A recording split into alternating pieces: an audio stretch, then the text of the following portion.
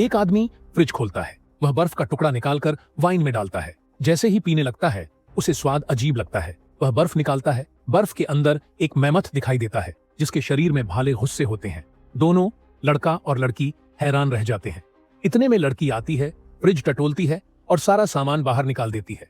वहां उसे पता लगता है कि फ्रिज में तो एक पूरी दुनिया है। वहां बहुत सारे छोटे छोटे लोग गतिविधियों में लगे होते हैं। ऐसा लगता है कि यह दुनिया अब मध्यकालीन युग में पहुंच चुकी है। दोनों इस नन्ही सी दुनिया को देखकर बहुत हैरान हो जाते हैं। फिर वह आदमी उस मैमथ को दफना देता है। जिज्ञासा के चलते दोनों दोबारा देखने का फैसला लेते हैं, पर जैसे ही वे फ्रिज खोलते हैं, मध्ययुगीन युग बदलकर औद्योगिक युग बन जाता है।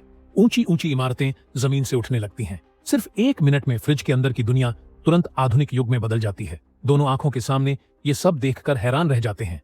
जब वे दोनों इस दृश्य का आनंद ले ही रहे होते हैं, अचानक एक बम गिरता है।